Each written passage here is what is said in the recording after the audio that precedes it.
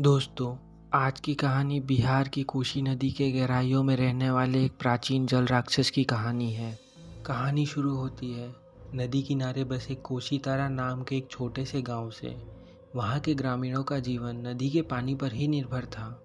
बहुत पहले जब कोसी नदी अब की तुलना में अधिक प्रचंड रूप से बहती थी, तब ग्रामीणों को साल दर साल भीषण बाढ़ का सामना करना पड़ता था और आए दिन किसी न किसी गांव वाले या उनके घरेलू जानवरों की गायब होने की खबर ने पूरे गांव में भय का माहौल पैदा कर दिया। इस उथल पुथल के बीच विजय नाम के एक बहादुर मछुआरे ने नदी के प्रकोप के स्रोत की खोज करने का बीड़ा उठाया। अपने मछली पकड़ने वाले जाल और दृढ़ निश्चय के साथ विजय अपनी नाव में खतरनाक धाराओं को पार करने के लिए निकल पड़ा। जैसे जैसे वह आगे बढ़ा, पानी गहरा होता गया और हवा ठंडी होती गई। अजीब परछाइयाँ सतह के नीचे घूमती प्रतीत हुई और बेचैनी की भावना ने विजय को जकड़ सा लिया। विजय जैसे ही आगे बढ़ा, अचानक एक विशाल आकृति गहराई से उभरी। उसके चिकने और टेढ़े मेढ़े शरीर से पानी गिर रहा था।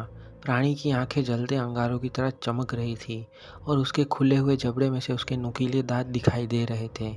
घाटी में गूंजती गगनभेदी गर्जना के साथ वह विजय की नाव पर झपटा, जिससे नाव पलट गई।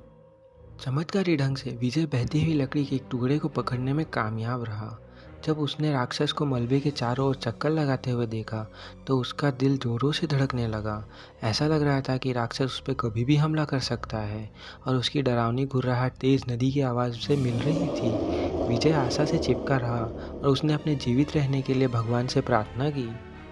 अचानक विजय के मन में एक सुखद आवाज़ गूंजी। नदी के तट पर एक रहस्यमय आकृति दिखाई दी, जो कोहरे में लिपटी हुई थी और अलौकिक रोशनी में नहा रही थी। यह आकृति खुद को कोसी का संरक्षण भावना के रूप में प्रकट करती है, जिसने सदियों से नदी पर नजर रखी थी। उस देवी ने विजय को जल राक्षस के बारे में बताया, जो नदी के प्रभाव को नियंत्रण करने की क्षमता रखने वाला एक शक्तिशाली प्राणी था। नदी की पवित्र प्रकृति के प्रति ग्रामीणों की अपेक्षा से राक्षस का गुस्सा भड़क गया था। उस देवी ने विजय को एक सौदा पेश किया।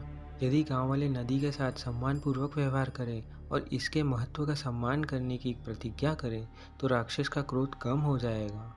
अभिभावक देवी के मार्गदर्शन के साथ विजय गांव लौटा और राक्षस और देवी के साथ अपनी मुठभेड़ साझा की। इस घटना के बाद से ग्रामीणों ने अपने तरीके बदलने की कसम खाई। उन्होंने कोसी के रहस्यमय संरक्षण से क्षमा और सुरक्षा की मांग करते हुए अनुष्ठान, प्रार्थना और प्रसाद चढ़ाया। समय के साथ कोसी नदी का प्रकोप कम हो गया और बाढ़ कम हो गई। ग्रामीणों ने नदी को एक पवित्र इकाई मानते हुए अपना वादा बरकरार रखा। जल दानों की केंद्रता कायम रही, जो प्रकृति और एक मानव कार्य के बीच नाजुक संतुलन की याद दिलाती है।